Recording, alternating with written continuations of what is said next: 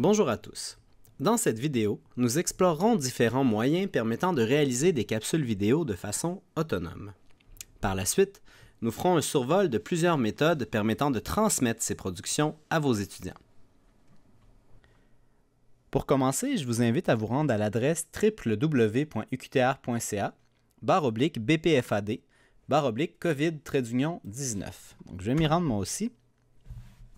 Alors sur ce site, vous pourrez prendre connaissance du déploiement qu'on a mis en place au bureau de pédagogie en lien avec la pandémie, donc afin d'assurer la continuité pédagogique dans tout ce qui concerne l'enseignement à distance. Donc je vous invite peut-être à descendre un peu plus bas dans cette fenêtre-là et vous allez pouvoir voir un menu accordéon avec différents éléments. Donc par exemple, le respect du droit d'auteur, le dépôt de travaux, les forums Moodle. Dans le cadre de cette capsule-ci, j'attire vraiment votre attention sur le premier élément qui s'appelle contenu multimédia, enregistrement et transmission. Donc, si vous cliquez sur cet élément-là, le menu va automatiquement s'ouvrir et vous allez être en mesure de consulter du contenu en lien avec la capture vidéo. Donc, d'une part, les diaporamas PowerPoint et les keynotes avec narration. Donc, je vais en parler plus loin. Les logiciels de capture vidéo d'écran. Les logiciels qui permettent d'effectuer des captures sur tablette, donc avec un appareil mobile et effectuer des démonstrations en direct. On va aussi explorer tout ce qui touche le contenu audio avec différents logiciels, les banques d'images et de photos et finalement des stratégies de transmission de contenu, donc comment transmettre le contenu que vous allez avoir produit à vos étudiants. Peut-être juste une petite parenthèse avant de commencer. Dans cette capsule-là, je vais vraiment vous présenter plusieurs outils, plusieurs techniques, plusieurs méthodes. Donc, à la fin de l'écoute de la capsule, c'est possible que vous vous sentiez un peu dépassé par tous ces outils-là. Ce que je vous conseille de faire, c'est de commencer de façon simple, tranquillement, de choisir quelques outils, un ou deux, avec lesquels vous vous sentez peut-être plus à l'aise, que vous avez peut-être déjà utilisé, peut-être effleuré dans le cadre de votre enseignement. Donc, de seulement utiliser ceux-là au début.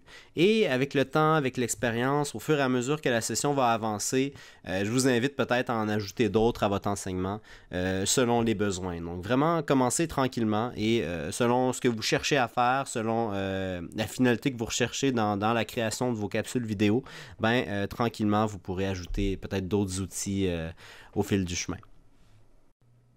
On va tout de suite commencer en discutant des diaporamas PowerPoint et des keynotes avec narration.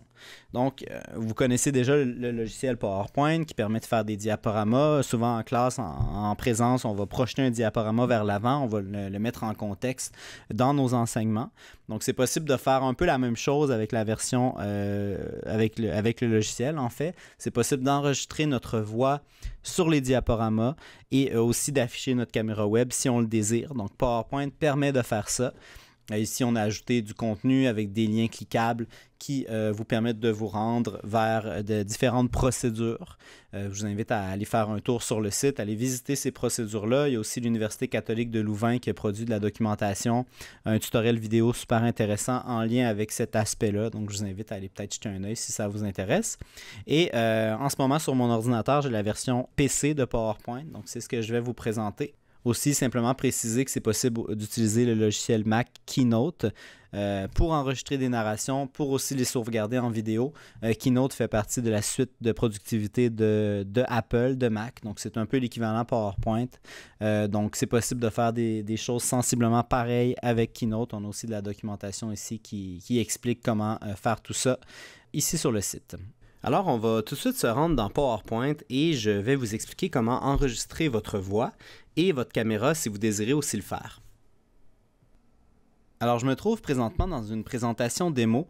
On peut imaginer que c'est une présentation PowerPoint avec une dizaine de diapositives et c'est sur cette présentation-là que vous voulez enregistrer votre voix, enregistrer votre image si vous voulez activer aussi votre caméra web. Donc, j'ai 10 diapositives, j'ai mis du contenu. Vous allez peut-être avoir des animations, vous allez avoir des transitions, des choses comme ça à l'intérieur de votre PowerPoint, des liens cliquables. Tout ça va suivre sans problème lors de l'enregistrement. Pour ce faire, on va se rendre dans le menu ici horizontal, dans le haut, et on va cliquer sur Diaporama.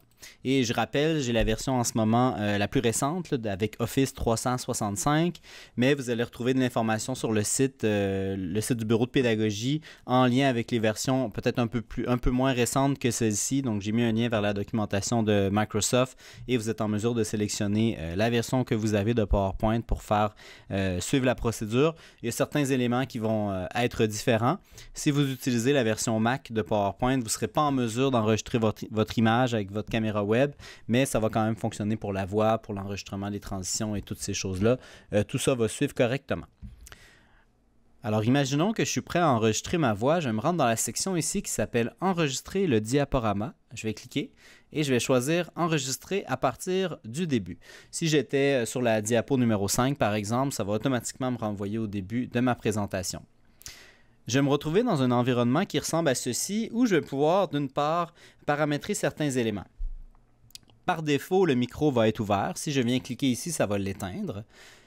Par défaut, ma caméra web va être éteinte, mais je peux l'allumer en cliquant sur ce bouton-là qui s'appelle « Allumer l'appareil photo ». En faisant ça, je vais apparaître directement dans le coin et je vais être en mesure de me voir pendant que je fais la présentation. Je peux décider d'activer ma caméra et de cliquer sur « Désactiver l'aperçu ». En faisant ça, ma caméra est quand même enregistrée pendant ma présentation, mais je ne pourrai pas me voir en aperçu pendant que je parle. Donc, des fois, on n'a pas envie de se voir tout le temps, nécessairement pendant qu'on fait un enregistrement. Donc, on pourrait cliquer sur ce bouton et l'aperçu serait masqué. Dans mon cas, je n'enregistrerai pas avec ma caméra web. Donc, je vais cliquer ici pour ajouter une petite ligne sur la caméra. Donc, ça prouve vraiment que oui, le son va être enregistré, mais la caméra ne sera pas enregistrée. J'ai ici des éléments d'annotation. Si je possède une tablette tactile ou je travaille par exemple avec une Microsoft Surface, je vais être en mesure d'utiliser un stylet pour annoter en direct. Je pourrais le faire aussi avec ma souris. C'est sûr que c'est moins précis, mais c'est possible de le faire. Je peux aussi utiliser le surligneur. Pendant que je parle, tout ça va suivre en animation et quand l'étudiant va être en train d'écouter le diaporama, il va pouvoir voir les annotations en direct. Donc là, on va les effacer. Donc à cet endroit-là, je pourrais aussi prévisualiser tout ce que je fais. Tout ce que je vais faire, en fait, me promener dans ma diapo, dans ma présentation pour avoir un aperçu avant de m'enregistrer. Et si je suis prêt, je vais retourner au début. Un autre élément important, si vous aviez des notes, dans PowerPoint, on peut enregistrer des notes associées à chacune des diapos et quand on est en mode présentateur, souvent on va s'appuyer sur ces notes-là parce que ce n'est pas l'écran avec les notes qui va être projeté. Mais ici, je peux afficher chacune des notes associées à la diapo sur laquelle je me trouve. Donc là, dans cet exemple-là, je n'avais pas de notes, mais on peut imaginer que j'avais des notes. En cliquant ici, je peux les lire et elles ne seront pas enregistrées dans ce que je vais produire. Donc c'est seulement moi, comme enseignant, qui m'enregistre en diaporama, qui va être en mesure de lire ces notes-là. Donc, imaginons que je suis prêt. Je vais cliquer sur le bouton rouge ici, démarrer l'enregistrement, et je vais avoir un 3 secondes. Et là, en ce moment, tout ce que je fais est enregistré. Alors, bonjour, je vais vous parler de la réalisation de capsules vidéo en autonomie. Donc, imaginons que je suis en train de dispenser mon contenu. Mon nom est Mathieu Bouchard, je suis conseiller pédagogique en technologie éducative, etc., etc. Donc, je vais me promener dans ma présentation. Donc, on va avancer. Bon, des rappels techniques en lien avec la vidéo. Je vous invite peut-être à mettre la vidéo à pause si c'est quelque chose qui vous intéresse et à aller le lire. J'ai ajouté quelques éléments quand même en lien avec le contenu, même si c'est une présentation de démonstration. Donc, je continue à naviguer, j'enregistre ma voix. Donc, à cet endroit-là, j'ai mis des éléments en modélisation 3D, quelque chose qu'on peut faire avec les versions plus récentes de PowerPoint d'ailleurs. Alors, voici le globe terrestre, je navigue. Et là, je suis rendu à la diapo 9. Je me rends à la 10. Ça, c'est la dernière diapo. Je le vois dans le coin inférieur gauche. Quand je vais cliquer sur la flèche qui m'envoie à droite, étant donné que c'est la dernière, mais ça va arrêter automatiquement l'enregistrement. Donc là, en ce moment, l'enregistrement est terminé. Je vois ici que le bouton, il n'y a plus aucun bouton ici qui est cliquable. Je vais cliquer ici sur le X. Ça me renvoie dans mon logiciel PowerPoint et il y a un élément qui va avoir changé. Dans le coin inférieur droit de chacune des fiches, je vais me retrouver avec une icône de haut-parleur. Donc, je peux me promener ici là, sur chacune des fiches et je vois qu'il y a cette icône-là partout. Ça prouve que ma voix a été enregistrée et elle est associée vraiment à la diapositive sur laquelle je me trouvais. Donc, je peux aller réécouter de façon individuelle ce que je disais en cliquant ici sur le bouton Play, le bouton de lecture. Ce que je fais est enregistré. Je m'entends. Donc, je peux me promener là-dedans comme je veux. Je peux me réécouter. Si je me rends compte, par exemple, que quand je parlais du globe terrestre, je me suis trompé. J'ai dit que c'était l'océan Pacifique alors que c'était l'océan Atlantique ou le contraire. ce que je peux faire, je peux retourner ici dans Enregistrer diaporama et au lieu de choisir Enregistrer du début, je vais choisir Enregistrer à partir de la diapositive actuelle. Donc, ça va me renvoyer sur la diapositive sur laquelle je me trouvais dans mon logiciel et je vais pouvoir simplement aller cliquer sur le bouton rouge ici, Enregistrer. Je vais avoir mon décompte de 3 secondes. Et là, je peux m'enregistrer. Alors, voici la sphère, voici le globe terrestre, etc., l'Océanie. Imaginons que j'ai terminé, je vais cliquer sur Fin. Je vais retourner derrière avec le X. Et là, le petit haut-parleur ici a été remplacé par une nouvelle version. Donc, je peux aller le réécouter. Alors, voici la sphère, voici le globe. Donc, je peux me réécouter. Parfait, c'est ce que je voulais dire. Donc, je me suis rattrapé. Je n'ai pas eu besoin de réenregistrer au complet tout ce que je disais. Un autre élément qui est très important pendant l'enregistrement, quand on change de diapositive comme ça, et qu'on enregistre notre voix, c'est important de ne pas parler pendant qu'on change. Donc, en ce moment, je change puis je parle en même temps. Donc, ce que ça va faire, on voit ici que sur chacune des diapos, j'ai un petit fichier audio, dans le fond, qui va être créé par le logiciel. Si je parle dans un changement, ne serait-ce qu'une fraction de seconde, il va y avoir un petit... ça va être coupé un petit peu. Là. On va perdre un petit bout de mots. Donc, c'est important de prendre une pause et d'ensuite continuer. Un peu comme je le fais en ce moment. Donc, juste en prenant ce petit temps-là d'arrêt quand on change de diapositive, ben, ça va faire en sorte qu'il n'y aura pas de petite coupure au niveau du son, au niveau de la voix.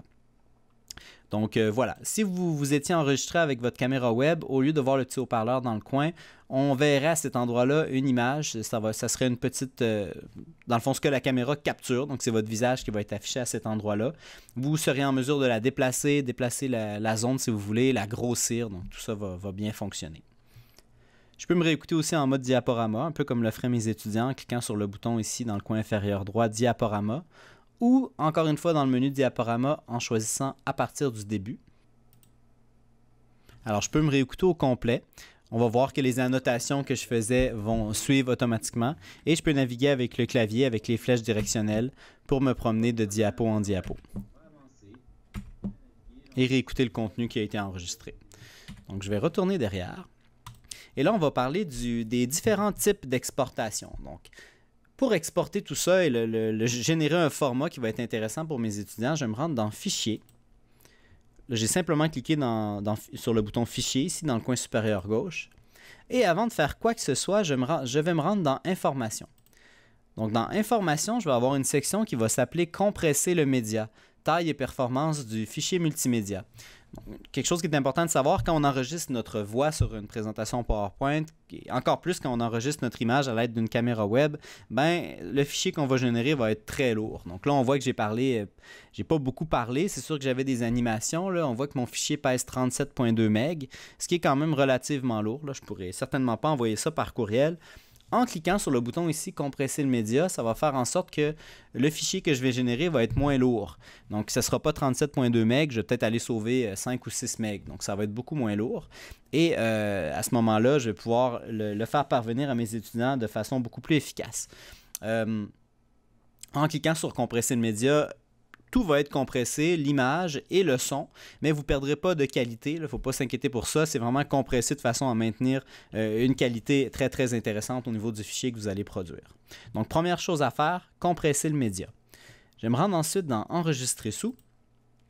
Et là, j'ai un endroit ici où je peux aller enregistrer mes fichiers. Moi, j'aime bien cliquer sur Autre option pour me retrouver avec le menu d'enregistrement qu'on connaît bien avec Office. Là, j'ai la version la plus récente, donc c'est un peu différent. Mais en cliquant sur le bouton ici, Autre option, on se retrouve avec un environnement qui est beaucoup plus familier. Donc, je vais aller sur le bureau, au fin de l'exemple, je vais aller sauvegarder ça sur le bureau. Et par défaut, le fichier que je vais produire, ça va être un fichier présentation PowerPoint. En fait, le même fichier que j'ai utilisé pour travailler depuis le début. Là, quand l'étudiant va double-cliquer sur ce fichier-là, il va pouvoir partir l'animation en cliquant sur le bouton Activer le diaporama, le bouton que je vous ai montré tout à l'heure. Un petit aspect intéressant que je voulais vous présenter, comment protéger cet accès-là par un mot de passe. Donc, le document PowerPoint que vous allez sauvegarder, vous pouvez le protéger par un mot de passe. D'une part, un mot de passe pour la lecture, donc pour la consultation du fichier. Si la personne n'a pas le bon mot de passe, quand elle double-clique sur le fichier, elle ne sera pas en mesure de consulter le fichier. Et d'autre part, un mot de passe d'édition. Donc, on peut faire en sorte, OK, parfait, je ne mettrai pas de mot de passe de lecture. J'ai pas de problème à ce que mon fichier circule. Peut-être que je suis dans les ressources éducatives libres, ça ne me dérange pas. Mais je n'ai pas nécessairement envie que les gens aillent effacer des références ou effacer des éléments importants en lien avec cette présentation-là. Donc, à ce moment-là, je pourrais empêcher toute modification du fichier. Pour faire ça, avant même de cliquer sur « Enregistrer », je vais me rendre dans « Outils ». Je vais choisir « Options générales ». Et dans Options générales, il y a deux champs. Donc, le premier champ, c'est mot de passe pour la lecture. Donc, c'est le mot de passe que je vais établir si je veux que l'étudiant, que la personne, en fait, qui reçoit le document doit être en mesure de connaître pour y accéder. Donc, quand il va cliquer, un champ va apparaître demandant à la personne d'inscrire le mot de passe de lecture et d'autre part, le mot de passe de modification. Donc, ce que je disais tout à l'heure, si la personne n'a pas ce mot de passe-là, elle ne sera pas en mesure de modifier la présentation. Donc, ces deux éléments quand même intéressants. On peut choisir de mettre seulement un mot de passe pour la modification, seulement un mot de passe pour la lecture ou être doublement protégé là, et mettre un mot de passe aux deux endroits. Ça va quand même fonctionner. Donc, le mode de présentation PowerPoint, je peux bien en faire un exemple. Donc, on va écrire PPT. On va envoyer ça sur le bureau. Et ça va générer un fichier de ce type-là. Donc, un fichier de présentation PowerPoint. Donc, je peux aller double-cliquer et activer la présentation avec le bouton diaporama ou bien à partir du début. Donc, ça, c'est le premier type. Donc, je vais retourner dans ma présentation initiale. Le deuxième type, je vais aller dans Fichier, Enregistrer sous.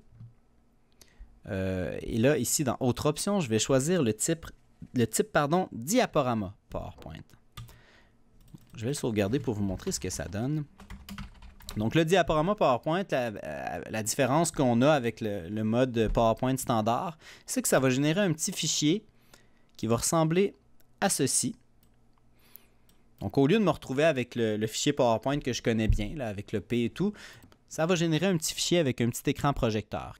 Alors, quand l'étudiant va cliquer sur le fichier, il va arriver directement dans la présentation. Donc, il entend ce que l'enseignant lui disait, il voit les annotations et il peut naviguer avec les flèches directionnelles.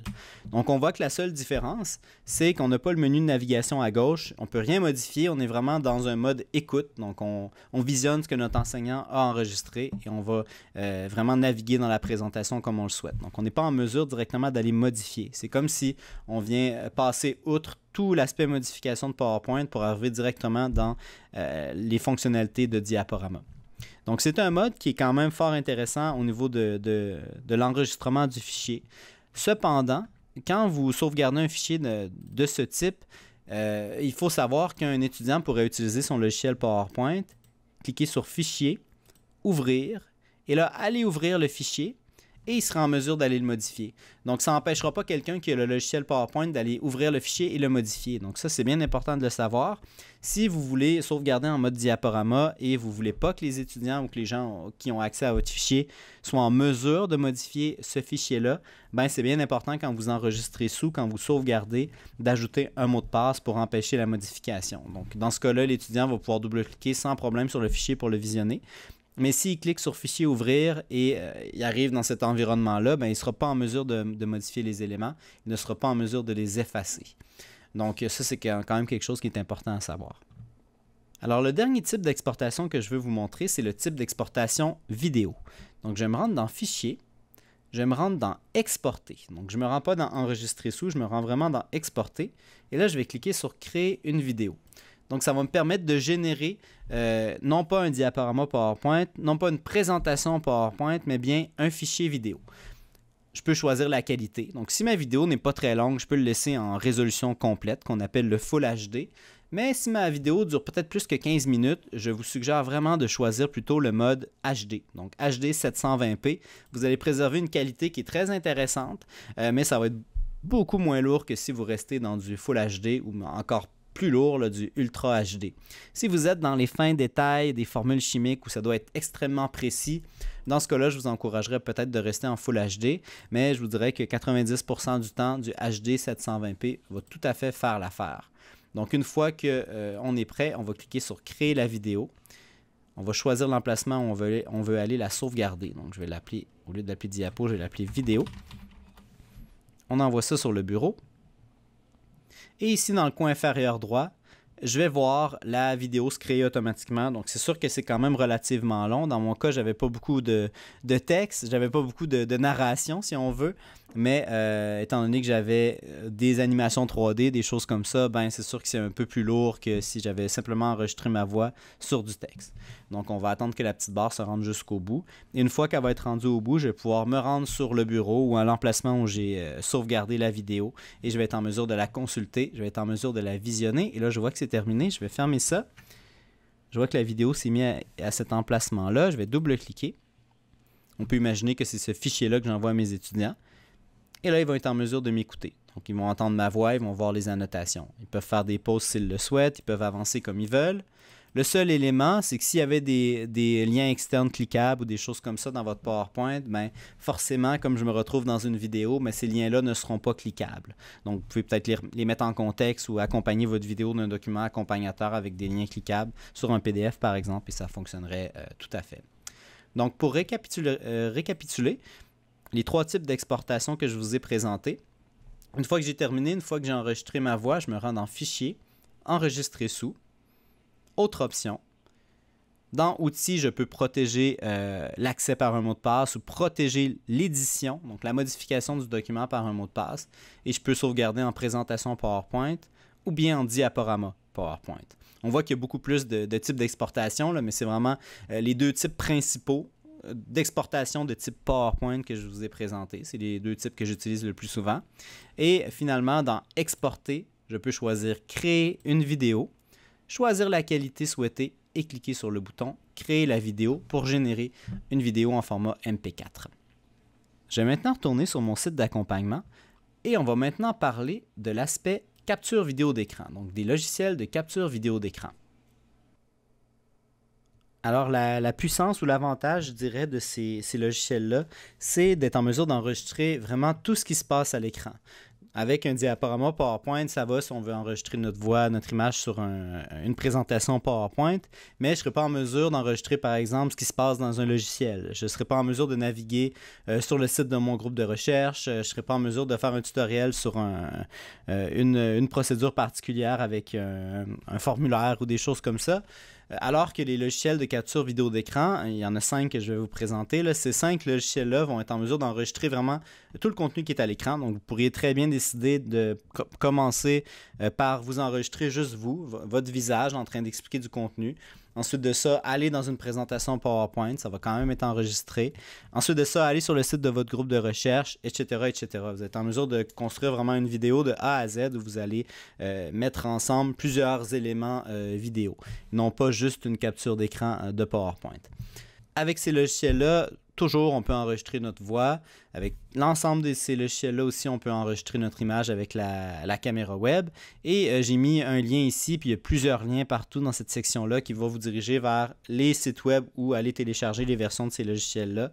À certains endroits aussi, on va retrouver des liens vers des procédures, des webinaires ou bien des tutoriels de formation. Il faut dire aussi une chose, les logiciels que j'ai ciblés, certains vont fonctionner seulement sur PC, certains vont fonctionner seulement sur Mac, certains vont être gratuits, certains vont être payants.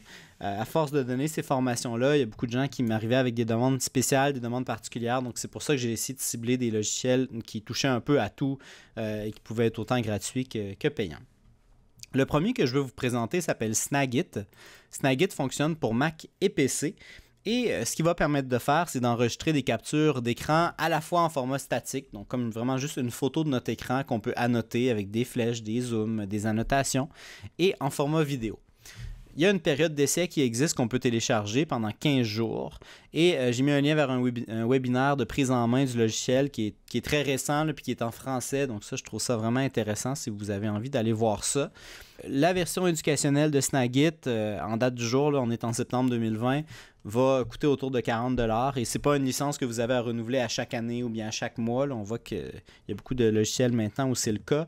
Vous payez votre 40 $ une fois et ensuite de ça, vous allez avoir accès au logiciel en tout temps.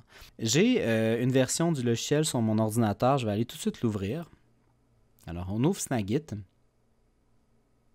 Et une fois que vous ouvrez le logiciel, vous allez le voir apparaître ici dans la barre des tâches dans le coin. Et vous allez arriver avec le menu de Snagit ici. Donc, d'une part, vous pouvez, comme je le disais tout à l'heure, prendre une photo, une capture d'écran fixe de votre écran. Donc, je vais le faire juste pour vous montrer, même si on n'est pas nécessairement dans la vidéo. Là, je vais cliquer sur le bouton capture. Imaginons que je veux prendre une photo ici de mon écran de la section du site du bureau de pédagogie. Donc, en cliquant sur Capture, je me retrouve avec un environnement comme ceci où je peux, d'une part, décider de capturer l'écran en entier ou aller sélectionner seulement une zone. Si j'avais un deuxième écran, je pourrais décider d'aller prendre une capture sur mon deuxième écran. Donc, dans mon cas, on va aller choisir ici la section Capture vidéo d'écran. Je lâche le bouton gauche de la souris et là, j'arrive dans un environnement comme ça où je peux venir annoter. Donc, je peux ajouter des flèches à certains endroits. Je peux annoter avec du texte.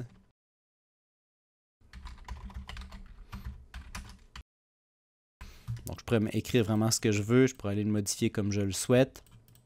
Et ensuite de ça, une fois que j'ai terminé d'annoter, je clique sur le bouton Partage, Fichier. Au fin de l'exemple, je vais aller sauvegarder ça sur le bureau. Et très rapidement, j'ai pris une photo de mon écran, donc une capture d'écran fixe que je suis venu annoter. Donc, ça va générer une image comme ça. On pourrait, par exemple, annoter le formulaire qu'un étudiant a complété, une carte conceptuelle, même un travail, n'importe quoi. Et ensuite de ça, l'image que ça va générer, je peux l'envoyer par courriel, je peux la déposer dans le dépôt de documents du cours, je peux la mettre dans un forum de discussion, la mettre dans un portfolio. Donc, je peux faire tout ce que je veux avec ça. Donc, voilà. Ça, c'est l'aspect capture vraiment d'image, capture d'écran fixe. Donc, d'une part, donc je vais fermer ça, puis on va réouvrir le logiciel et je vais vous parler de la capture vidéo. Donc, c'est vraiment ce qui nous intéresse. Alors, quand je clique sur vidéo, il y a plusieurs éléments que je peux paramétrer. Est-ce que je veux afficher ma webcam ou non? Dans mon cas, on va dire oui, je veux l'afficher. Peut-être pas tout le temps, peut-être juste au début, peut-être juste à la fin. Est-ce que je veux capturer le curseur? Donc, le curseur, c'est vraiment le pointeur de la souris. Je peux décider de le masquer. Dans certains cas, ça ne sera pas nécessaire. Enregistrer le micro. Je dirais que 99% du temps, on va vouloir enregistrer le micro parce qu'on amène une narration à un contenu vidéo. Donc, on veut que notre voix soit enregistrée. Enregistrer le son du système. Ça, vous allez voir ça systématiquement dans chacun des logiciels que je vais présenter.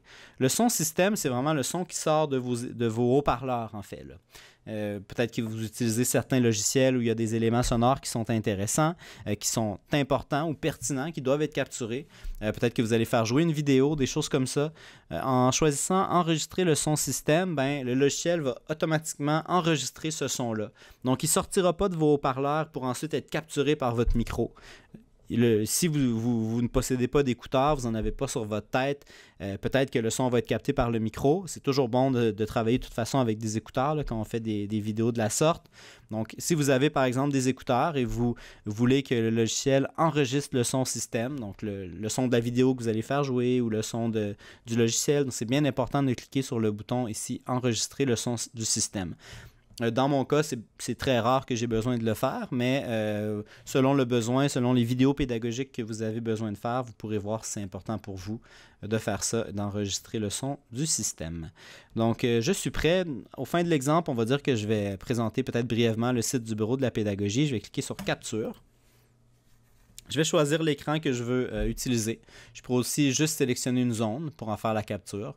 Dans mon cas, je vais prendre l'écran au complet, mon écran de gauche. Donc, je vais cliquer ici sur plein écran.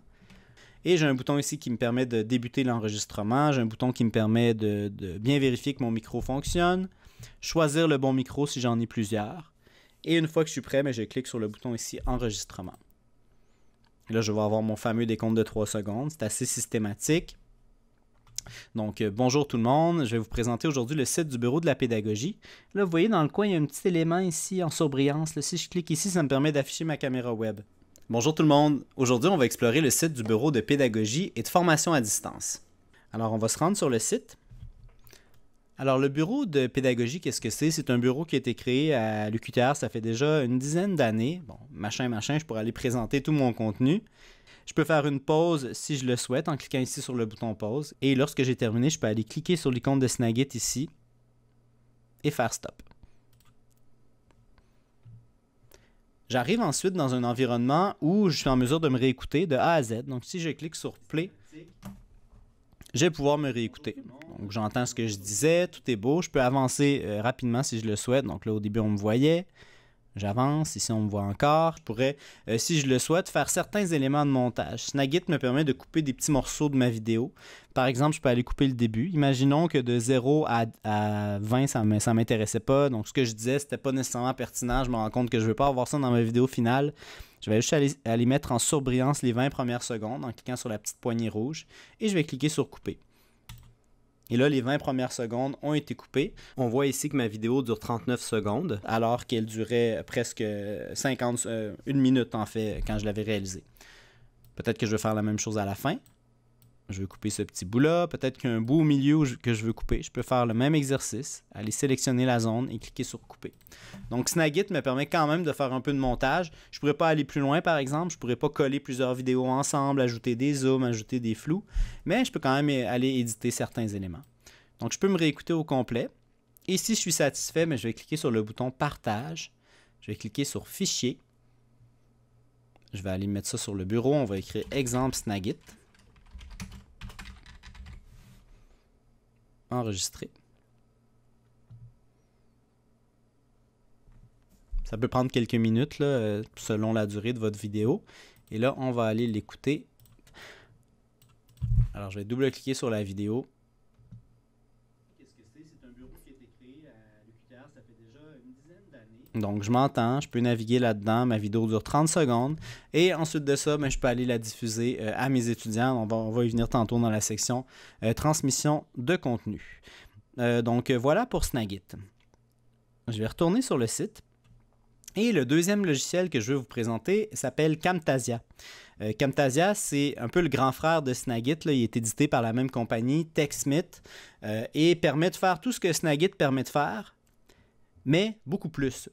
Avec Camtasia, on se retrouve avec une grosse partie du logiciel, je dirais presque l'essentiel, permet de faire du montage. Donc, une fois que j'ai fait ma capture vidéo, je suis en mesure d'ajouter des flous, ajouter des zooms, ajouter un titre au début, un titre à la fin, couper des petits bouts de vidéo, coller plusieurs vidéos ensemble.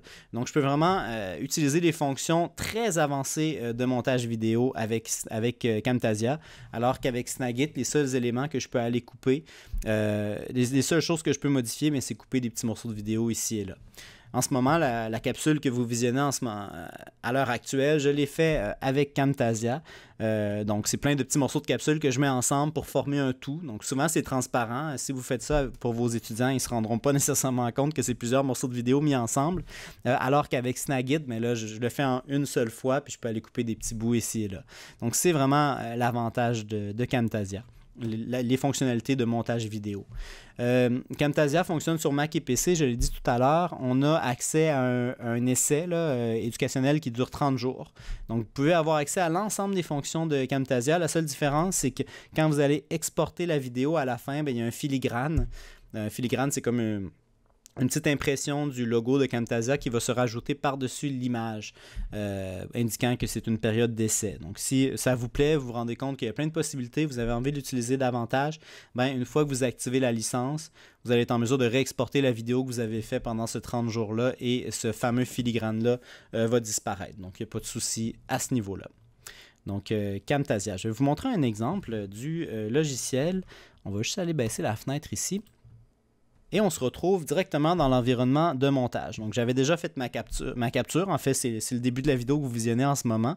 On voit ici qu'il y a plusieurs petits bouts qui ont été ajoutés un à la suite de l'autre. Donc, c'est des petits éléments que j'ai coupés. Au début, j'ai ajouté un titre. Ici, j'ai ajouté un zoom. Donc, c'est plein d'éléments qu'on peut faire avec Camtasia. Donc, le but de ma présentation aujourd'hui, c'est pas de vous démontrer nécessairement techniquement comment ce logiciel-là fonctionne, mais juste vous montrer les possibilités, là. Donc, on voit toutes les petites coupures que j'ai faites ici et là dans la vidéo. J'aurais pu ajouter des flous s'il y avait des éléments nominatifs ou des choses comme ça. Donc, je me rends vraiment plus loin au niveau de ma production que Snagit, que ce que Snagit permet de faire. Selon votre besoin, peut-être qu'il y a beaucoup trop de fonctionnalités. Ce ne serait pas nécessaire pour vous de vous rendre jusque-là parce que vous allez faire vos vidéos au fur et à mesure avec Snagit. Mais si vous avez envie d'intégrer vraiment la vidéo dans vos enseignements pour faire de la classe inversée, par exemple, ou des choses comme ça, c'est quand même un très bon investissement d'utiliser le logiciel Camtasia. Aussi, une petite parenthèse, à l'université, on a accès à un studio de son un studio d'enregistrement audio. Et dans ce studio-là, c'est Camtasia qui est installé. C'est ce logiciel-là qu'on utilise vraiment systématiquement pour faire nos tutoriels vidéo ou quand on accompagne les enseignants pour le faire de façon autonome, mais avec un soutien technique si jamais il y a des problèmes, là. Donc, en tout temps, vous pouvez réserver le studio de son. Il y a des gens qui peuvent vous aider à utiliser Camtasia et vous pouvez utiliser le logiciel sur place. On a une installation avec un micro professionnel, donc tout ce qu'il faut pour faire de la captation. Mais ce serait tout à fait possible de le faire chez soi en se procurant le logiciel et en se procurant un micro. Je vais y venir tout à l'heure quand je vais parler du matériel suggéré. Dernière petite parenthèse en lien avec Camtasia, le logiciel, tantôt je disais que la version éducationnelle de Snagit était autour de 40 $. Donc Camtasia, on va parler d'environ 240 $. Donc on voit qu'il y a quand même une différence au niveau du prix qui est un peu expliquée par toutes les fonctionnalités de montage. Donc, on se retrouve vraiment avec deux logiciels dans un, le logiciel de capture vidéo et le logiciel de montage dans le même ensemble. Donc, c'est pour ça que le logiciel est beaucoup plus coûteux. Donc, on va fermer. Je vais revenir sur mon site et on va parler maintenant de ScreenPresso.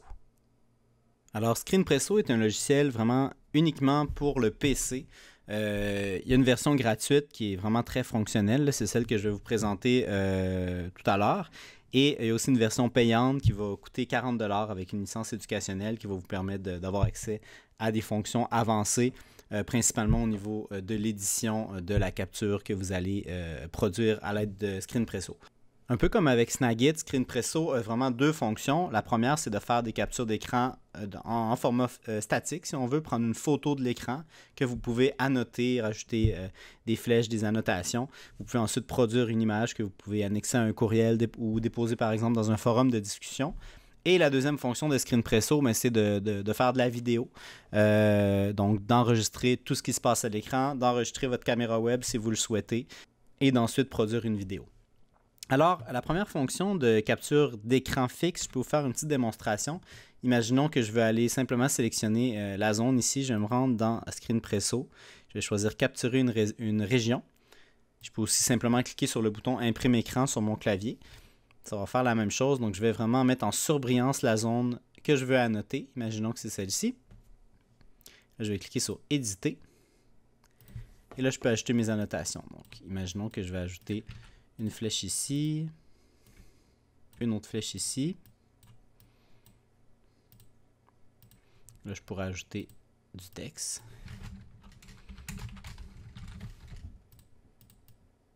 Donc là, il est devenu rouge, mais je pourrais le changer la couleur sans problème. Par exemple, le mettre noir.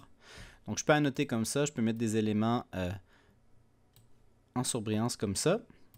Ajouter peut-être des petites puces. 2, 3, 4. Donc, une fois que j'ai terminé, je vais cliquer sur Enregistrer. On va aller mettre ça sur le bureau. Exemple capture. Exemple capture 2. Enregistrer. Et j'arrive sur mon exemple capture 2 ici, qui est l'image que j'ai annotée. Donc, très rapidement, j'ai pris une photo de mon écran et je l'ai modifiée, je l'ai annotée. Je peux aller ensuite la déposer où je veux. Donc, je vais retourner sur mon site. Voilà. Et là, on va retourner dans ScreenPresso, mais au lieu de choisir capturer une région, je vais choisir enregistrer une vidéo. En cliquant sur ce bouton-là, on me présente une petite fenêtre ici où il y a certains éléments que je peux modifier. Je peux sélectionner la zone que je veux enregistrer. Donc, dans mon cas, c'est l'écran en entier. Si j'avais plusieurs écrans, je pourrais aller sélectionner l'écran que je veux. Si je clique ici sur le petit outil, il y a certains éléments que je peux paramétrer. Par exemple, enregistrer le son du système. J'en ai parlé tantôt avec Snagit. Enregistrer le son du micro, bien forcément, je veux l'enregistrer parce que j'enregistre ma voix sur du contenu. Donc, je fais une narration.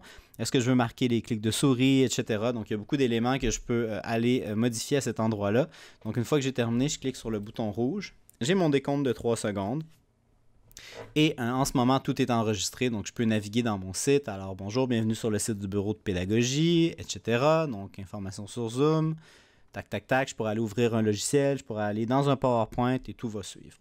Une fois que j'ai terminé, je vais faire encore ça. Je vois ici que ça clignote en bleu et en rouge. Ça prouve vraiment que ça enregistre. Je vais faire clic droit et je vais faire arrêter. Je pourrais faire suspendre, ça ferait une pause dans le fond. Puis après, je peux faire reprendre si je dois quitter pendant quelques minutes. Mais en faisant suspendre, je ne perdrai pas ce que j'ai fait. Je vais pouvoir reprendre et continuer par la suite. Donc, je vais faire arrêter. Et là, je vais arriver dans un environnement. Alors, j'arrive dans un environnement où je peux réécouter tout ce que j'ai fait. Un peu comme avec Snagit, jusqu'à la fin, là, ça dure 37 secondes. Il y a une petite différence avec la version gratuite, c'est qu'on voit cet écran-là à la fin. Et dans le coin inférieur droit, on voit aussi une petite incrustation là, écrit screenpresso.com. Ça cache simplement la date du jour, en fait, donc c'est pas très grave au niveau pédagogique. Donc, pour faire des vidéos vraiment très rapidement avec une licence gratuite, c'est ce que j'ai en ce moment, là, ben, avec ScreenPresso, on peut le faire très facilement. Cependant, vous ne pourrez pas faire de montage. Donc, on ne peut pas aller couper le début ou la fin, faire des choses comme ça. Si je viens cliquer sur cet élément-là, ben, ça va me dire « Attention, tu dois acheter la licence pour pouvoir utiliser cette fonction ». Une fois que j'ai terminé, je peux cliquer sur le bouton « Enregistrer MP4 ». Ça va générer un fichier vidéo MP4. Donc, c'est vraiment le format standard pour la vidéo. Vidéo que vous allez pouvoir ensuite déposer sur un site d'hébergement ou transférer à vos étudiants à l'aide des techniques que je vais vous présenter tout à l'heure. Donc, voilà pour ScreenPresso.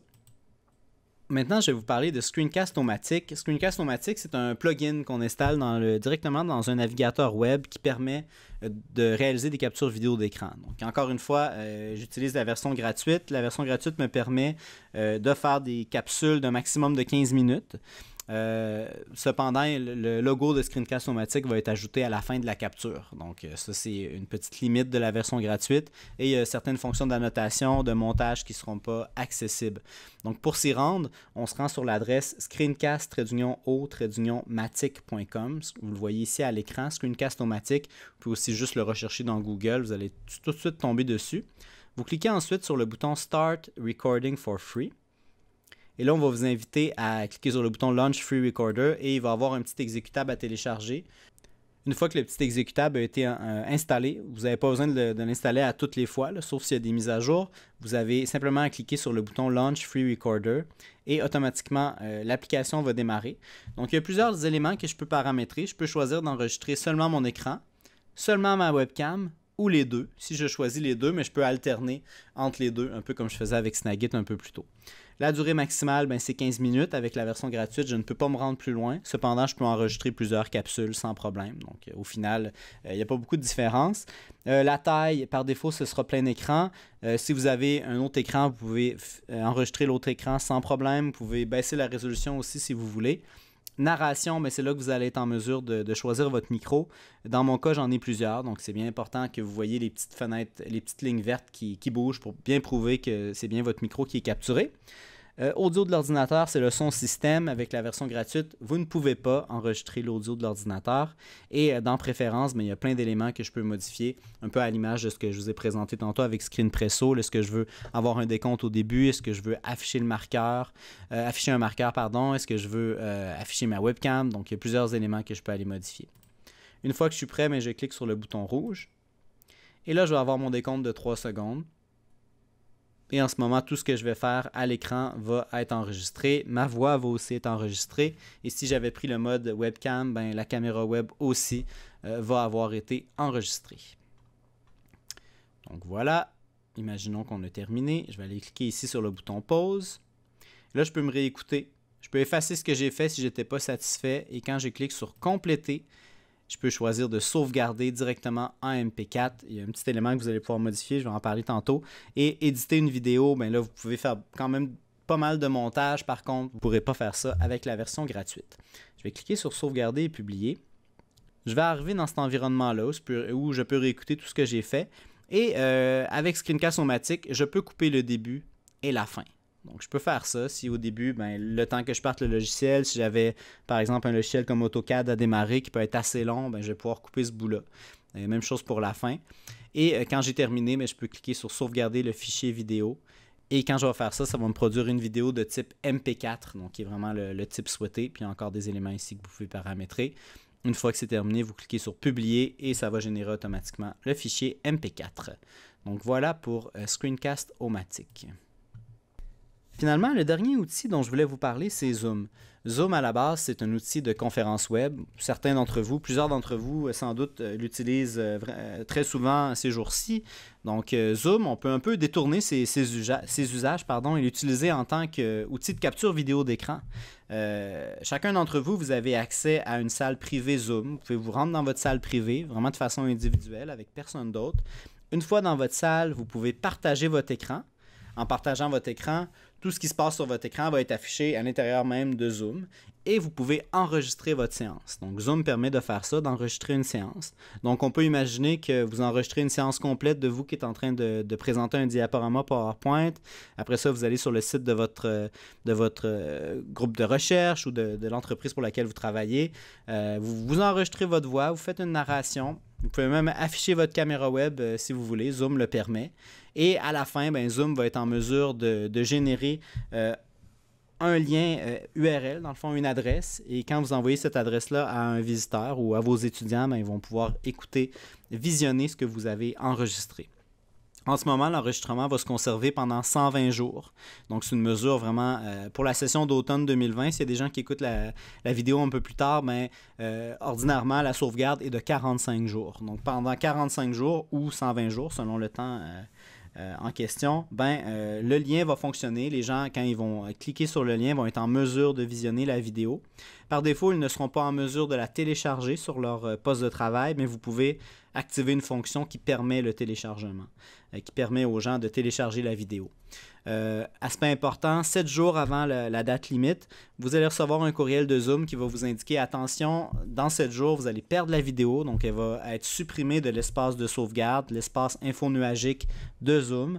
À ce moment-là, si vous voulez la conserver, c'est bien important de la sauvegarder sur votre poste de travail. Ça va être un fichier de format MP4 que vous allez pouvoir ensuite modifier, faire du montage si vous avez Camtasia et que vous allez pouvoir diffuser de plein d'autres façons à vos étudiants. Mais vous ne pourrez pas continuer à utiliser le lien URL qui va avoir été généré par Zoom. J'ai ajouté ici un lien vers la procédure d'enregistrement d'une séance Zoom. Vous pouvez cliquer pour aller la consulter. Et il y a aussi un lien qui vous dirige vers la procédure de partage d'une séance Zoom. Donc, comment l'enregistrer dans une salle privée, comme j'ai dit tout à l'heure, c'est ce que je vous suggère de faire, tout en partageant votre écran. Et comment partager la séance que vous allez avoir produite. Donc, ces deux sections-là ici vont vous diriger vers de la documentation.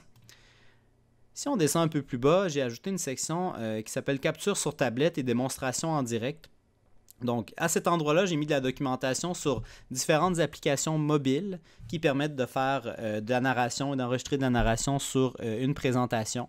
Je vous invite à aller lire ces sections-là si c'est quelque chose qui vous intéresse. Si vous possédez, par exemple, un iPad, une tablette Android, vous possédez un ordinateur Microsoft Surface qui est touch, là, avec un stylet, avec des applications comme Explain Everything, qui fonctionne sur presque tous les appareils, et Notability qui fonctionne pour iOS, vous êtes en mesure d'enregistrer votre voix, enregistrer tout ce qui se passe sur votre écran avec votre stylet, annoter plutôt ce qui se passe sur votre écran et générer ensuite de ça une vidéo que vous pouvez partager avec des gens de l'externe, avec des étudiants. Donc, il y a plusieurs applications mobiles qui permettent de faire ça. J'ai ajouté des liens vers les deux principales que je connais, que j'ai déjà utilisées, que j'aime bien, Explain Everything et Notability.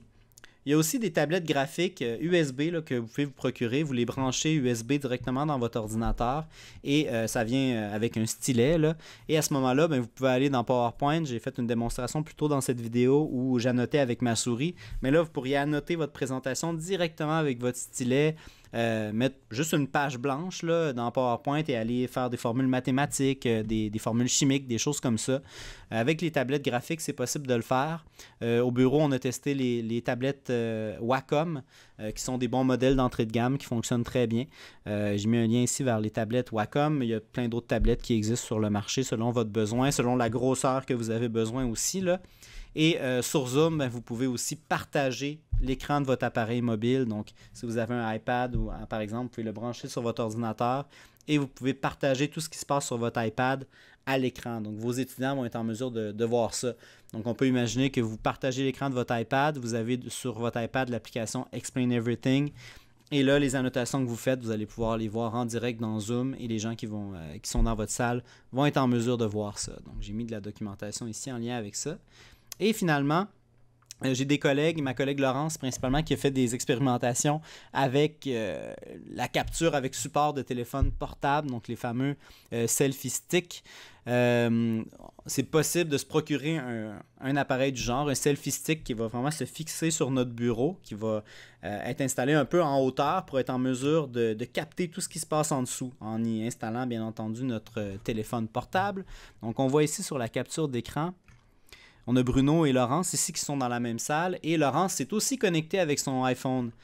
Donc avec son iPhone et avec le fameux selfie stick, avec le support à téléphone portable, filme tout ce qui se passe sur sa petite tablette. Donc on peut imaginer que c'est un tableau blanc ou juste une tablette comme ça, mais un peu annotée en direct et les étudiants vont pouvoir voir les annotations qu'elle fait et en voyant aussi son visage parce qu'elle est aussi branchée avec son ordinateur portable ou son ordinateur de bureau.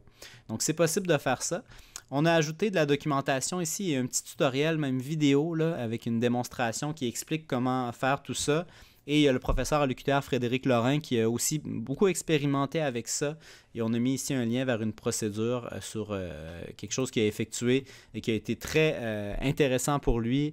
Vous pouvez voir ici sur la capture d'écran. Là, je vous invite à aller visionner ça si c'est quelque chose qui vous intéresse. Donc, une expérimentation vraiment in vivo là, d'un professeur à l'UQTR. Donc, voilà. On va descendre maintenant dans la capture audio, donc le contenu audio. Des fois, vous n'avez pas nécessairement besoin d'enregistrer tout ce qui se passe à l'écran visuellement en format vidéo. Vous voulez faire une note vocale, vous voulez même produire peut-être un petit balado, un podcast. Donc, c'est possible de le faire avec plusieurs logiciels, plusieurs outils. Le premier dont je veux vous parler, c'est Audacity. S'il y en a d'entre vous qui fait de la musique, vous connaissez déjà peut-être Audacity. Ça fonctionne sur Mac et PC. Ça fait de nombreuses années que c'est constamment mis à jour. C'est un logiciel open source. Ça veut dire qu'il est gratuit. Il va toujours être gratuit. Il permet d'enregistrer des podcasts audio, des notes vocales en format MP3 que vous pouvez ensuite partager ou déposer sur un forum, déposer dans un courriel, même si ce n'est pas très lourd, ça pourrait fonctionner. Donc, Audacity permet de faire ça. J'ai ajouté un lien ici vers une procédure qui a été produite par nos collègues à l'Université catholique de Louvain qui explique quand même bien comment ça fonctionne, comment on fait pour s'enregistrer avec Audacity. Donc, d'une part, je voulais aussi vous parler de l'extension gratuite Talk and Comment qui s'intègre directement dans le navigateur Google Chrome et qui permet d'enregistrer des notes vocales vraiment directement à partir du navigateur. Ensuite de ça, ça va générer une adresse web que vous allez pouvoir partager à vos étudiants, déposer en commentaire dans un portfolio par exemple pour ajouter une note vocale ou sur un forum, donc ça va fonctionner. Vous avez peut-être remarqué pendant ma présentation qu'il y a ici une icône avec un petit micro là, en tout temps. C'est parce que j'ai activé mon extension Talk and Comment, donc je m'en sers quand même fréquemment. On clique sur le petit micro. Bonjour, voici une première note vocale. Et là, je clique sur le petit crochet. Je peux réécouter ma note. Bonjour, voici. Et tout ce que j'ai à faire ensuite, c'est de partager le lien à mes étudiants. Je pourrais aller déposer ça dans l'onglet Messages de mon portail de cours ou bien dans le plan de travail. Et là, quand la personne va cliquer, elle va pouvoir écouter ma note vocale. Bonjour. Donc, c'est très simple. J'ai presque rien installé sur mon ordinateur, ne serait-ce que la petite extension Talk and Comment sur mon navigateur Chrome. J'ai mis un lien ici vers la page où on peut aller télécharger cette extension. Donc, je vous invite à aller jeter un œil à ça si ça vous intéresse. Ensuite, le site web Vocaroo, il permet lui aussi de réaliser des notes vocales. C'est gratuit et ce qui est intéressant, c'est que ça ne nécessite vraiment aucune installation sur votre ordinateur. Donc, je vais me rendre sur Vocaroo. Donc, vocaroo.com, vocaroo.com. Encore une fois, vous trouvez des liens sur le site du bureau de pédagogie. Là, j'ai mis des liens vers tous ces outils. Donc, sur Vocaroo, tout ce que je dois faire, c'est cliquer sur le bouton rouge. Bonjour, voici une deuxième note vocale. Je clique sur Stop et là, je peux me réécouter. Bonjour, voici. Donc, ça va. Ici, il y a certains paramètres que je peux aller modifier. Et je clique sur Enregistrer et partager. Ça génère une adresse et c'est cette adresse-là que j'envoie au destinataire. Quand il va cliquer sur l'adresse, il va arriver à cet endroit-là et on l'invite à cliquer sur le bouton Play. Bonjour, voici une deuxième note vocale. Et là, il est en mesure d'écouter ma note vocale. Donc, Vocaroo, très intéressant. Talk and Comment aussi et Audacity, qui est un logiciel que vous installez sur votre ordinateur qui va permettre des fonctionnalités beaucoup plus avancées que ces deux petits outils-là. Finalement, juste une parenthèse, le logiciel de capture vidéo d'écran Camtasia va lui aussi permettre d'enregistrer seulement le son et d'exporter un fichier MP3 que vous allez pouvoir partager avec vos destinataires. On va descendre un peu plus bas. Je vais vous parler des images et des photos. Des fois, on veut juste illustrer notre présentation par une image qui fait du sens, qui est en lien avec ce qu'on veut présenter. Même pour illustrer des documents de recherche ou notre site web, des choses comme ça. J'ai mis des liens vers différentes banques d'images et de photos qui sont libérées de droit. qui sont accessibles vraiment gratuitement sur Internet à des fins éducationnelles. Donc Pixabay, Pexel, Unsplash, Photomelia. Je peux me rendre sur une de ces ressources-là, faire une recherche et je vais pouvoir sans problème utiliser la photo que je vais trouver. Donc par exemple, je me rends sur Unsplash, j'écris Sciences Nature. Et là, il y a plusieurs éléments que je peux aller chercher sans problème. Donc voilà. Donc ça, c'est un exemple avec Unsplash, mais si je me rends dans Pixabay ou Photomelia, ça va être la même chose. Donc c'est des banques que je vous invite à utiliser. J'utilise ces 4 banques-là, puis on arrive bien souvent à trouver ce qu'on cherche en fouillant un peu là-dedans. Tout en s'assurant, bien entendu, de respecter les droits d'auteur. Donc c'est ce qui est intéressant avec les photos qui se trouvent dans ces banques-là. Automatiquement, on peut les utiliser à des fins pédagogiques. Alors maintenant, on arrive à la dernière section de la vidéo qui va traiter de la transmission du contenu que vous venez de produire. Alors, j'ai séparé ça en plusieurs sections. D'abord, il y a les sites web d'hébergement vidéo YouTube et Vimeo qui permettent chacun d'eux d'héberger une vidéo de façon un peu plus privée pour faire en sorte que monsieur et madame tout le monde ne puissent pas accéder à votre vidéo. D'une part, avec YouTube, c'est possible de déposer une vidéo en mode YouTube non répertorié. Le mode non répertorié, ça fait en sorte que seulement les personnes qui ont accès à l'URL de la vidéo, donc l'adresse de la vidéo, vont pouvoir y avoir accès.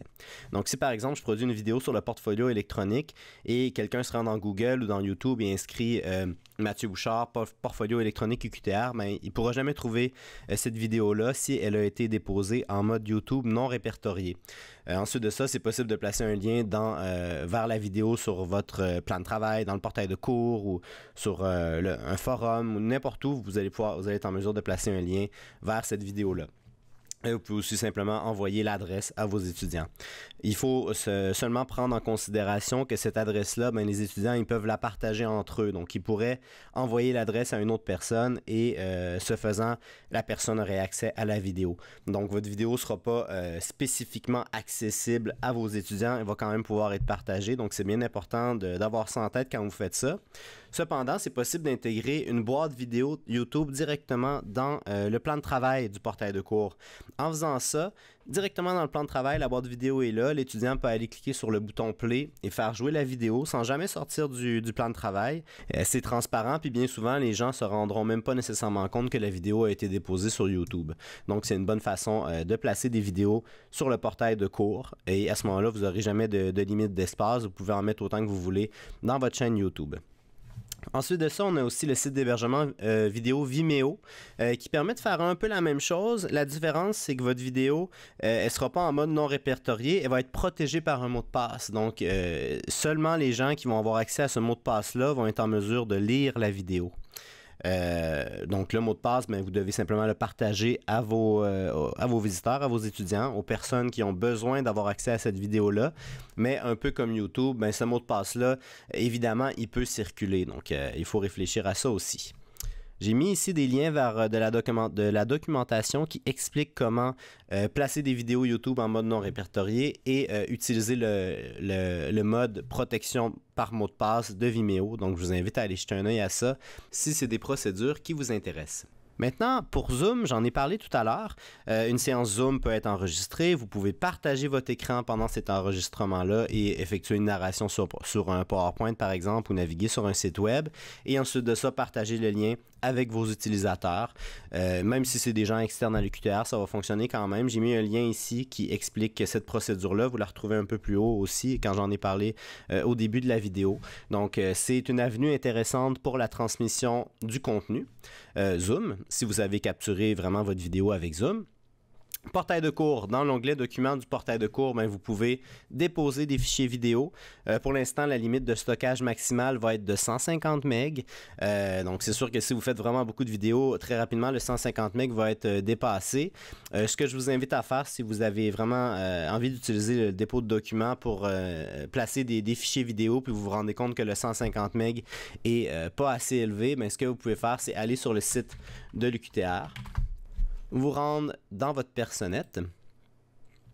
Bon, vous connectez. Et là, vous cliquez sur le bouton rouge « Demande informatique ». Dans « Demande informatique », il y a plusieurs tuiles ici. Vous allez choisir la tuile qui s'appelle « Outils d'aide à l'enseignement ». Et là, vous choisissez dans « Type d'assistance »,« Assistance »,« Portail de cours ». et vous pouvez documenter votre demande. Donc, vous voulez avoir un peu plus d'espace parce que vous voulez utiliser le dépôt de documents pour déposer des vidéos et à ce moment-là, les gens du service informatique vont pouvoir vous contacter pour déterminer avec vous quel espace auquel vous avez droit. Donc, vous allez dans Demande informatique et vous choisissez la tuile Outils d'aide à l'enseignement et dans le type d'assistance, vous allez choisir Assistance portail de cours. Donc, en faisant ça, vous allez être en mesure d'avoir un peu plus d'espace pour déposer vos fichiers. J'en ai parlé tout à l'heure avec YouTube, c'était possible de placer des boîtes vidéo directement dans le plan de travail du portail de cours. C'est possible de le faire aussi avec les vidéos que vous déposez dans l'onglet Documents. Donc ici, on a une documentation qui explique comment faire ça. Donc si vous cliquez là, vous allez vous rendre dans Confluence et vous allez pouvoir lire la documentation. Maintenant, j'aimerais vous parler de OneDrive. Alors, OneDrive, c'est un espace de stockage infonuagique qui est accessible à partir de votre espace Office 365. Donc, tous les employés de l'université, de même que tous les étudiants, ont un compte Office 365. Vous pouvez y accéder à partir de l'adresse www.office.com, je m'y rends tout à l'heure, ou à partir de l'adresse office365.uqtr.ca. Cet espace-là est limité à 1 Tera. Donc 1 Tera, on parle de 1000 gigs, donc c'est vraiment beaucoup d'espace. Vous ne manquerez jamais d'espace en utilisant cet environnement-là. On peut y stocker des documents vidéo, plusieurs documents vidéo, des documents PowerPoint, des fichiers texte, tout type de documents qu'on peut ensuite partager avec des gens, donc soit des gens de l'interne comme vos étudiants ou des gens de l'externe, des collègues, etc. Donc c'est vraiment un espace de stockage infonuagique.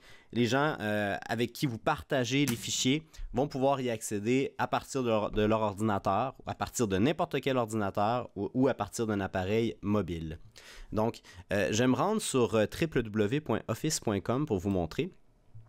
Une fois que je suis dans cet espace-là, je vais cliquer sur le bouton orange, Connexion. Et là, on va me demander mon adresse courriel. Donc, je vais inscrire mon adresse courriel de l'UQTR et ensuite mon mot de passe. Donc, est-ce que je veux rester connecté? Oui, ça va. Alors, une fois rendu dans cet espace-là, je peux cliquer à gauche. Ici, j'ai un menu. Je peux cliquer sur le bouton qui s'appelle OneDrive. Si j'allais plutôt cliquer sur les icônes de Word, d'Excel, de PowerPoint, etc., j'aurais accès aux versions web de ces logiciels-là. Dans mon cas, je veux accéder à OneDrive. Donc, je vais cliquer sur OneDrive. Et là, je me retrouve avec un environnement, comme je disais tout à l'heure, qui ressemble beaucoup à Dropbox. Donc, on peut imaginer que je veux créer un nouveau dossier. Donc, je vais cliquer sur Nouveau ici et je vais choisir Dossier et je vais lui donner le sigle de mon cours. Donc, je vais écrire OOO 1010. Je vais cliquer sur Créer. Et imaginons que dans ce dossier-là, je veux placer 4 fichiers vidéo que je veux partager à mes étudiants.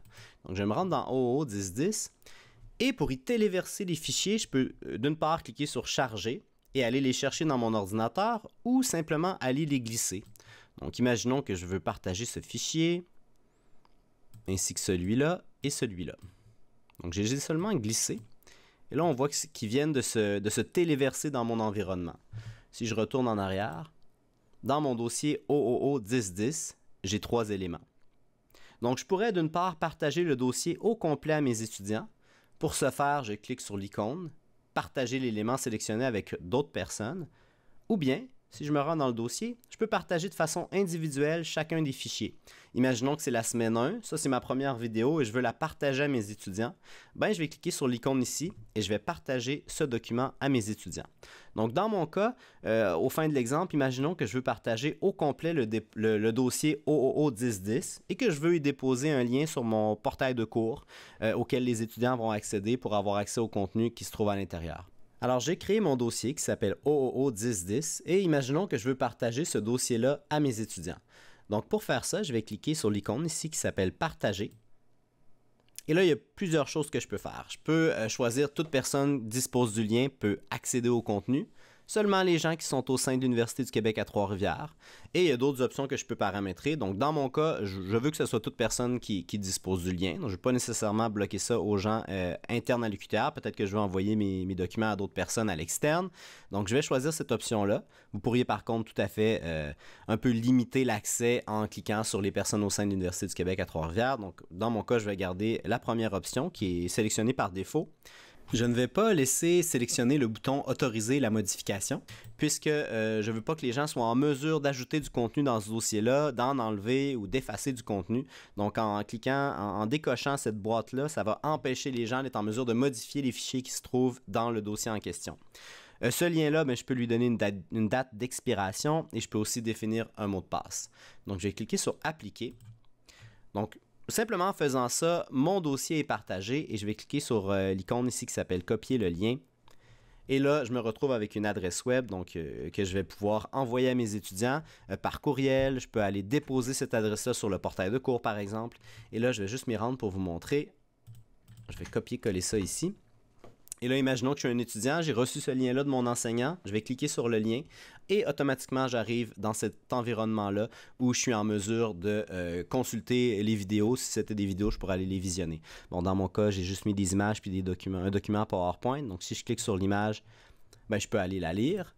Et en cliquant sur un document PowerPoint, je vais pouvoir le lire directement à l'intérieur de mon navigateur. Donc ça peut être intéressant aussi si vous voulez partager des documents PowerPoint à vos étudiants. Donc ils n'ont pas besoin de le télécharger directement sur leur bureau. Ils peuvent le lire directement à partir de OneDrive. Et ça, c'est particulièrement intéressant pour les fichiers vidéo. Imaginons que je suis un étudiant, je reçois le lien de mon enseignant, j'ai juste mon iPhone avec moi, je peux juste cliquer sur le lien et être en mesure de visionner la vidéo directement à partir de mon espace OneDrive sans avoir besoin de le télécharger absolument sur un ordinateur portable ou sur mon ordinateur de bureau. Je vais pouvoir le lire directement sur mon ordinateur.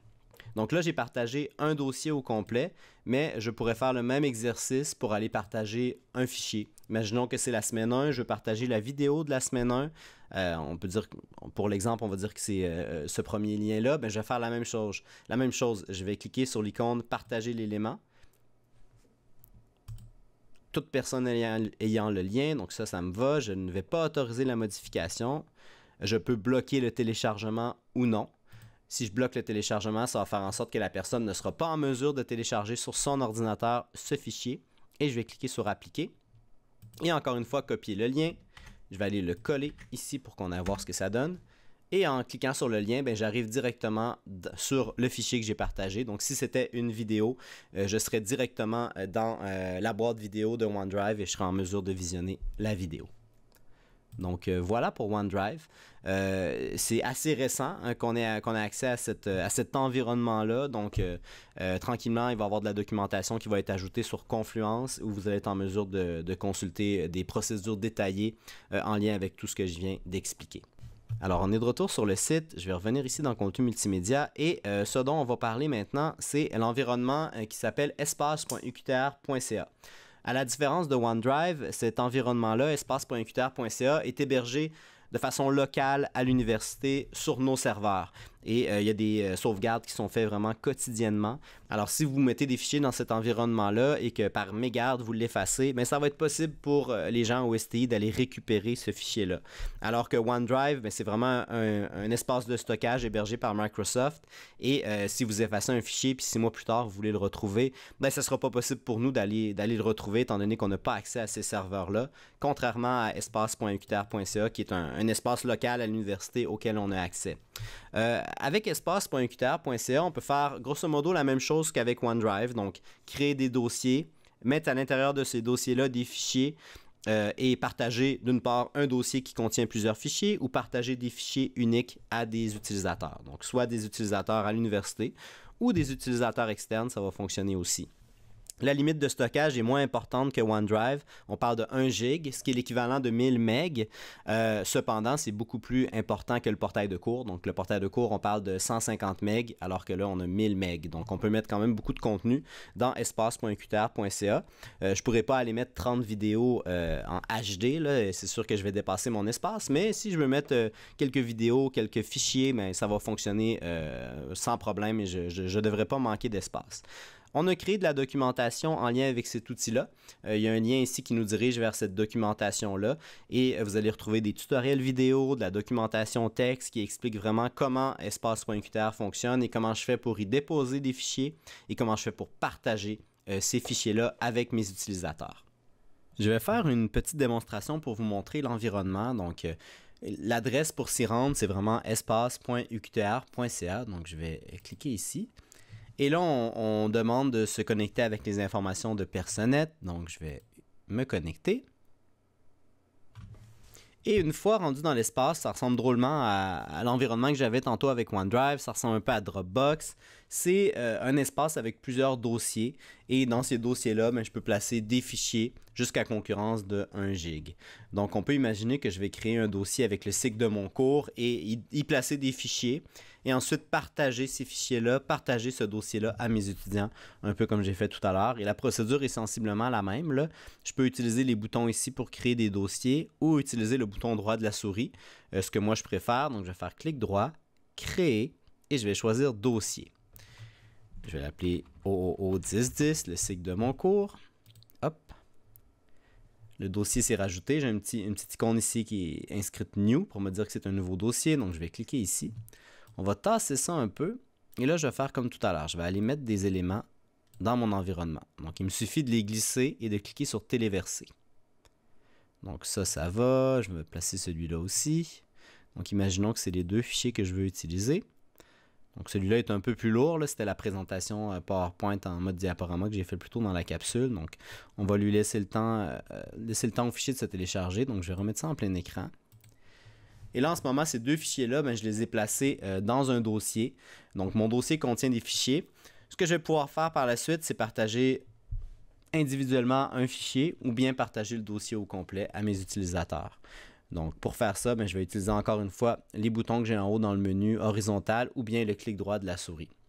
Donc, les deux fichiers sont déposés. Donc, je vais retourner derrière. J'utilise toujours les boutons ici de l'interface web plutôt que les boutons du navigateur pour naviguer à l'intérieur. C'est toujours ce qui est souhaitable. Donc, OO1010, c'est le dossier que j'ai créé. Donc, je veux le partager. Je vais faire clic droit. Et là, je me rendre dans Partager. Créer un lien public. Juste un petit rappel, là, ce que je vous présente en ce moment, c'est aussi documenté dans Confluence, là, dans la documentation en lien avec espace.uqtr.ca. Donc, créer un lien public. Là, je vais cliquer sur la petite flèche ici, paramètres supplémentaires. Et là, il y a beaucoup d'éléments que je peux modifier. Donc, je peux choisir la date de validité. Donc, mettre une date d'échéance après laquelle mes visiteurs n'auront plus accès au dossier. Je peux mettre un mot de passe si je le souhaite. Donc là, je n'en mettrai pas. Et il y a d'autres éléments que je peux paramétrer. Une fois que tout ça est fait, je vais cliquer sur le bouton « Créer un lien ».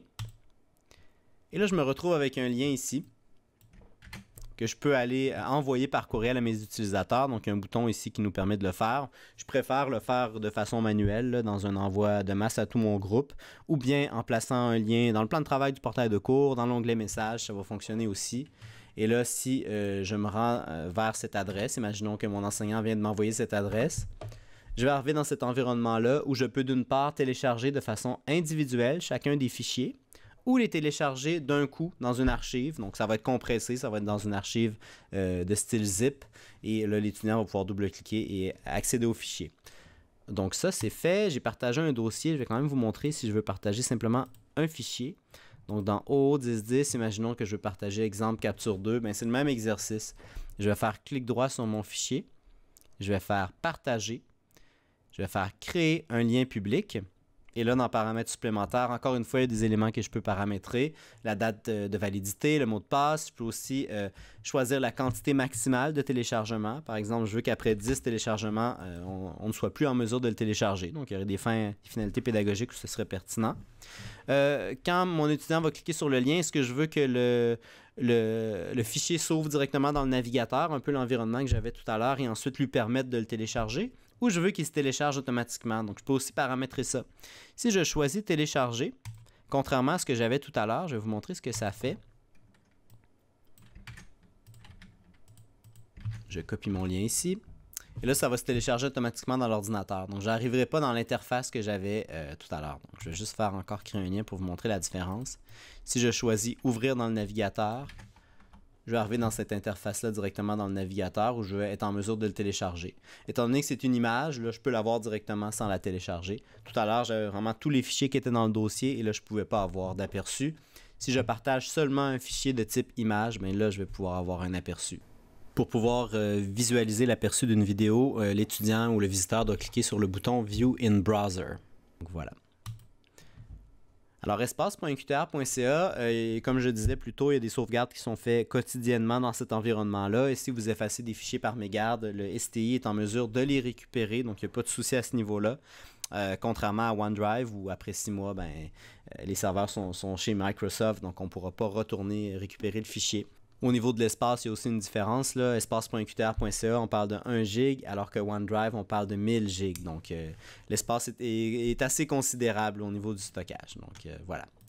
WeTransfer est un site web, en fait, qui permet l'envoi de fichiers d'un maximum de 2 gigs à un nombre illimité de destinataires à l'aide d'un lien de partage. Donc, j'ai mis un lien vers une procédure qui explique comment faire ça.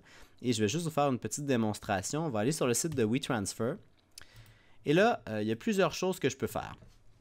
La première chose, c'est d'aller ajouter le fichier que je veux transférer à mes étudiants ou à mes visiteurs, à mes utilisateurs. Ça peut être un fichier jusqu'à 2 gigs, comme je disais tout à l'heure. Donc, ça pourrait être tout à fait, sans problème, une vidéo quand même relativement lourde, là. Au fin de l'exemple, je vais juste transférer encore une fois ma super capture. Donc, je vais déposer ça ici. Là, je pourrais décider d'entrer les adresses courriels de mes destinataires. Dans mon cas, j'ai peut-être 50 étudiants, je ne peux pas entrer 50 adresses. Et de toute façon, avec la version gratuite de WeTransfer, le maximum d'envoi simultané serait à 3 personnes. Donc ça, c'est pas intéressant pour moi. Donc, je vais plutôt créer un lien de transfert. Donc, pour faire ça, je vais cliquer sur les 3 petits points ici. Et au lieu de choisir envoyer un transfert par email, je vais choisir obtenir un lien de transfert. Je vais cliquer sur obtenir un lien. Là, je pourrais indiquer un message. Voici le fichier du cours de la semaine, par exemple. Je vais cliquer sur obtenir un lien.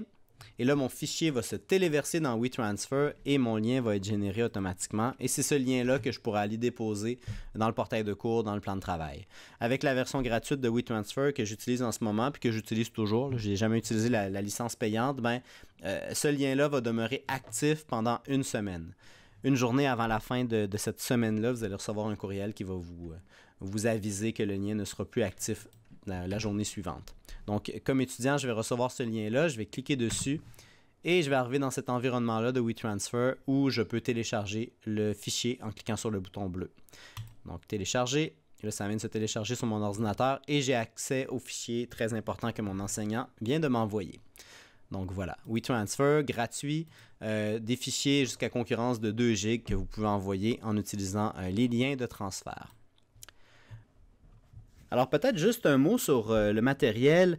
Je vous dirais que pour la vidéo pédagogique, ce qui est le plus important, c'est vraiment le son, c'est d'avoir un son qui est clair, un son avec pas de bruit de fond ou des petits grichements où ça va être dérangeant à l'écoute. Si vous réalisez simplement de la capture vidéo d'écran, au niveau de l'image, vous n'aurez pas de problème parce que c'est l'image de votre poste de travail qui va être capturée. Si vous voulez vous enregistrer, une caméra web standard là, de marque peut-être Logitech, ça peut fonctionner sans problème. Bon, il y a plusieurs standards de qualité. Là, on parle de 720p ou de 1080 pour rester dans le HD. Si vous faites des recherches, une caméra web 720p, personnellement, c'est ce que j'utilise et ça fait tout à fait bien l'affaire et ça fonctionne très bien pour s'enregistrer au niveau de l'image. Maintenant, au niveau du son, si je reviens à ça, étant donné que c'est le plus important, on retrouve des micro-casques sur le marché qui sont pas très coûteux. On en retrouve à la coop de l'UQTR, sans problème. On parle encore de Logitech bien souvent. Donc un micro-casque, ça peut être tout à fait optimal pour s'enregistrer. Il suffit toujours au départ de faire quelques tests pour être sûr que le son est bon et acceptable. Puis ensuite de ça, on peut y aller et enregistrer notre capsule au complet. Il vaut mieux faire ces tests-là au préalable plutôt que se rendre compte à la fin qu'on avait un grichement ou que le son n'était pas intéressant, là. Ça va peut-être être dérangeant pour les étudiants ou pour les gens qui vont vous écouter à ce niveau-là. Si vous voulez investir pour un micro externe, c'est ce que j'utilise moi personnellement.